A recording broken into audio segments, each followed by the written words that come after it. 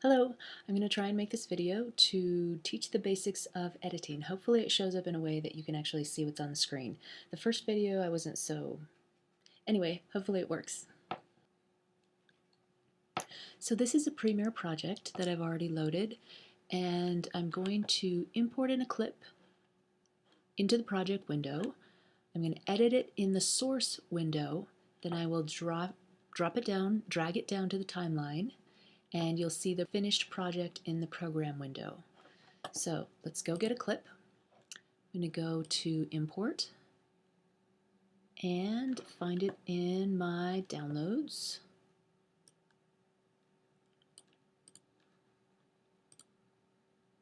So for my literary devices, I'm going to follow up Sting with some Rage Against the Machine.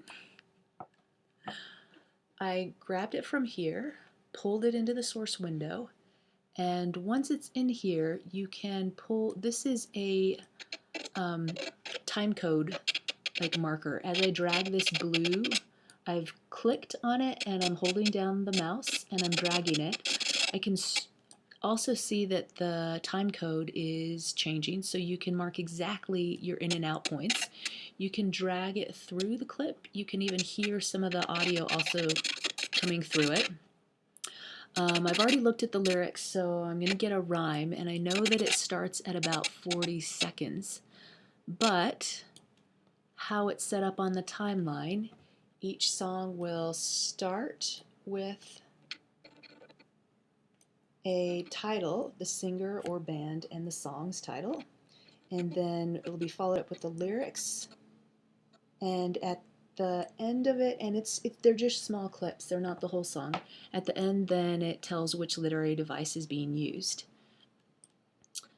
I have put a little transition in here, and so I'm going to grab this clip. Let's see. I'm going to start it about here, and you can also play to see what is playing here. This is the in point, and this is the introduction, and they start singing here. So let's see. That's about what I need, so I'm going to grab that and pull it down to the timeline.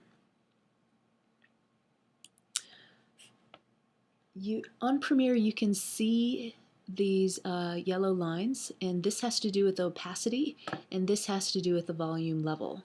When I can see clearly that the volume is definitely more pumped up than it was in Sting, so look over to this audio line here. You want to make sure that it never goes into the red up here, but so far it looks okay. So I'm going to add a title to it. In order to add a title, go up here to the top and go to Title, New Title, then Default Still. It doesn't need to move, so the other options that you saw were roll and crawl, but a still is fine. I'm going to call it Rage Against One. So it's the first one I know. And now I can put the actual text to it. So notice that the T is selected, so wherever I click, I'm going to get a cursor, and it's on a white screen so you can't see it. But I'm going to start typing in black, I think, and Rage Against the Machine. Song. I can't remember what it is right now, so I'm going to just leave this. It's always hard to remember when you're doing things on the spot. Now going over here, see how there's two boxes here? These two boxes are important because I'm going to go over here and get my pointer tool. These two boxes are important because they are the title safe zones. You should make sure that all of your titles are within this. We've seen some projects where the font is outside of the edges of the screen, so the plastic on the edge of a TV screen. That's what essentially these represent. We can make it a little bit smaller like this, and as I'm doing this you can see that the aspect is changing.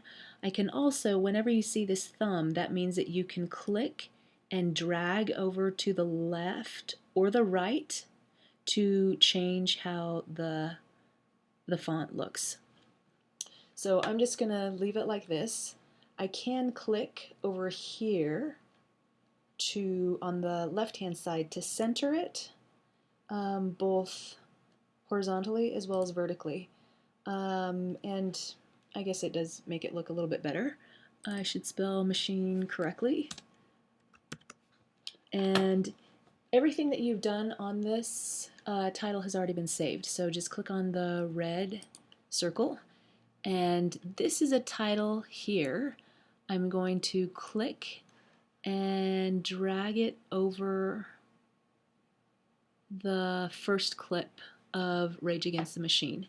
It's a little bit small to see here, so when I click the plus sign on the keyboard, it's the one that follows the numbers, but it's near the top of the keyboard. It's not the separate one over off to the side. I'm going to so now this is the time code for the timeline, and you'll see the time changing here. I'm going to press the space bar or play right here, the arrow, to see what I have. So it looks okay. So Rage Against the Machine. Now I want to find out where the lyrics are coming in.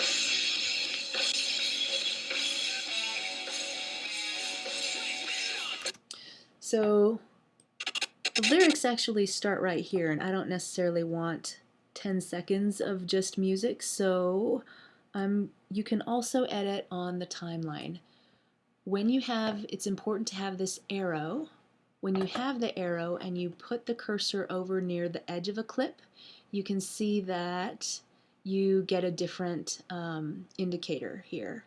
If I click and hold this down and move the mouse, I can also edit on the timeline. And I'm going to just shorten it up a little bit and then pull it over and see where the lyrics start. So the first lyric comes in about here. So he's saying transmission, Third World War, third round. I'm going to get another title, also a still. This is going to be Rage Lyric 1, we'll say.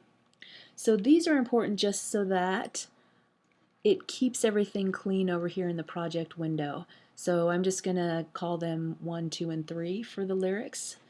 And let's put the lyric in here. I'm going to choose this font and transmission.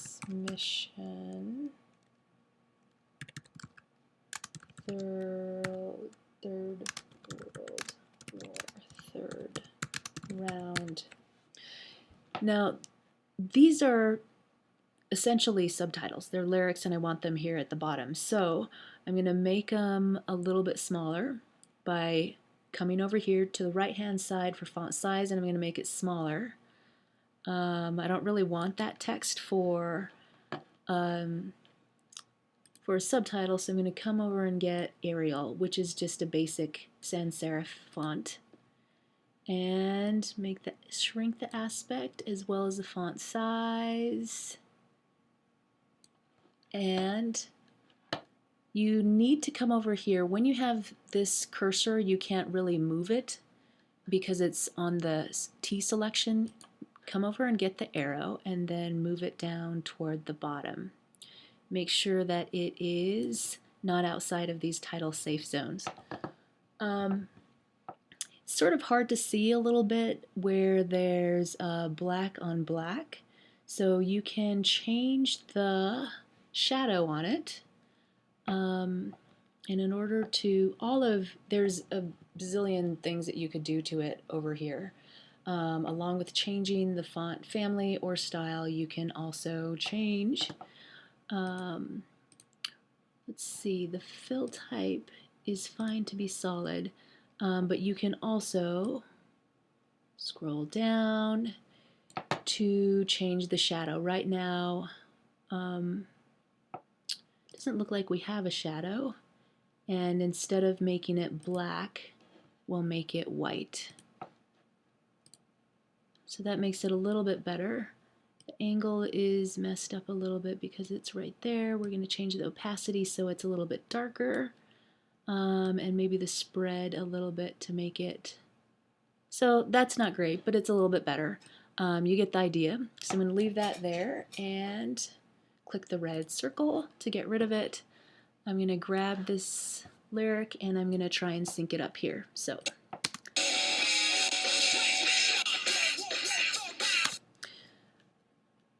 since I can edit here, I'm going to grab it and make it a little bit smaller. Do the same for your other lyrics. Let me know if you have any questions.